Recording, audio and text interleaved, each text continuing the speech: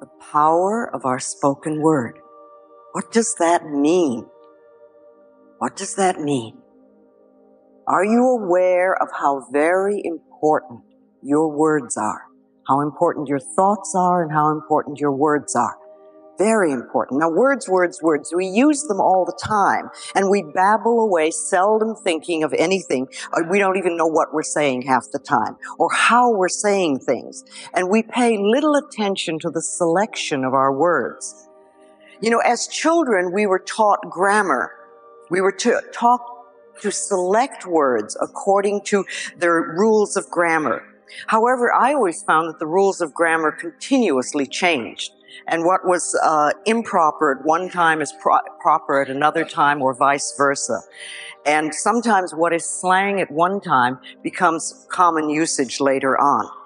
But what grammar does not take into consideration is the meaning of the word and how it affects our lives. How do the words affect our lives?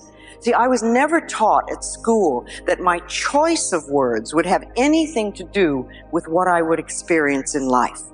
See, nobody taught me that my thoughts were creative, that my thoughts could literally shape my life. Nobody taught me that what I gave out would return to me. Whatever I was giving to other people. See, the golden rule, remember, was never meant to cause guilt. It was to show us a very basic law of life. What you give out comes back to you. Nobody ever taught me that I was worth loving. Nobody ever taught me that I deserved good. And nobody taught me that life was here to support me. Now, as a child, I remember we would often call each other cruel and hurtful names and try to belittle each other. But why wouldn't we? Look at where we learned them. Look where we learned such behavior. Many of us were told repeatedly by our parents that we were stupid and dumb and ugly, a nuisance, not good enough. Sometimes we were told they wished that we had never been born, etc. And we cringed when we heard these words, but we didn't realize how deep-seated that pain would become. Nor did we realize that we were good children, and being good children, we too would pick up the same habit of calling ourselves the same things and treating ourselves in the same way. Too often we have accepted early messages of don't exist, or conditional don't exist. Sometimes like, eat your spinach, clean your room, or make your bed, and then we'll love you. And you get the idea that you're acceptable if you do certain things. But that acceptance is always according to something else, and it has nothing to do with deep inner self-worth. You get the idea that you can exist only if you do these things, and you don't have permission to exist otherwise.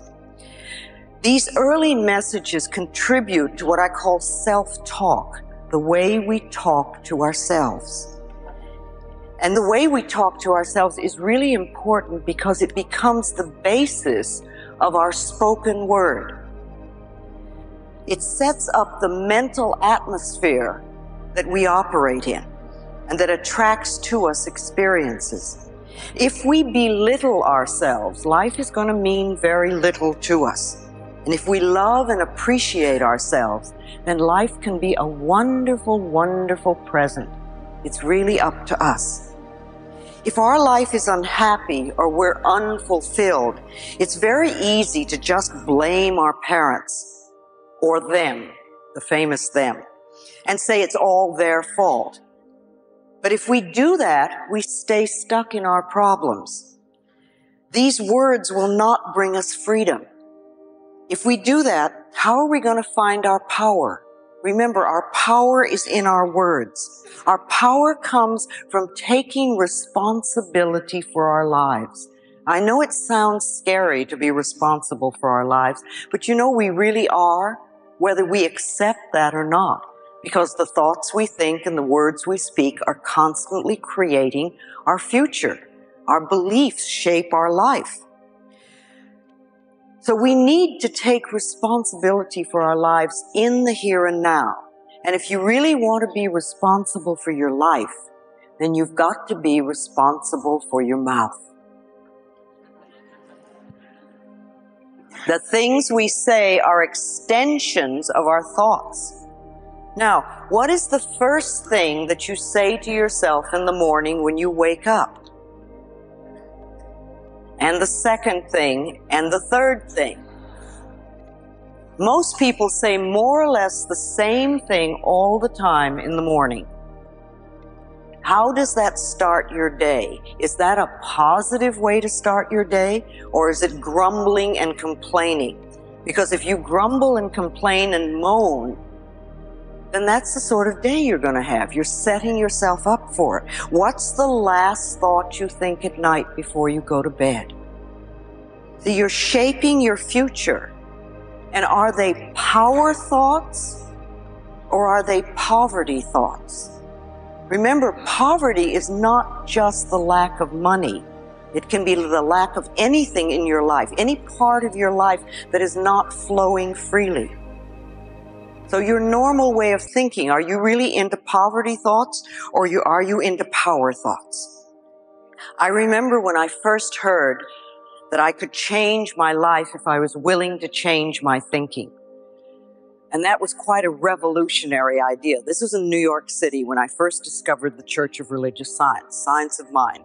They were the very first people that told me that. And even though I didn't understand what they meant, it sort of rang a bell. It touched what I call the inner ding within me. You know, that place of intuition? I've learned to follow that, because when that ding goes yes, even if it sounds very crazy, I know that it's right for me. So this idea was right for me. It struck a chord in me. Something said, yes, they're right.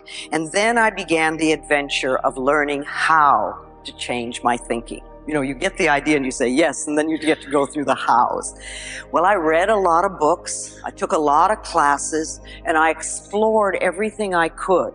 And I really delved into Science of Mind at the time, because that was an avenue that was open for me, and I found it really wonderful. And at first it was sort of easy, you know, and I grasped a few concepts, and I started to think and talk a little bit differently.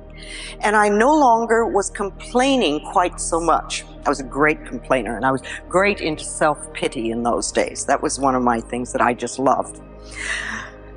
I didn't know that all it was doing was creating more experiences for me to pity myself over.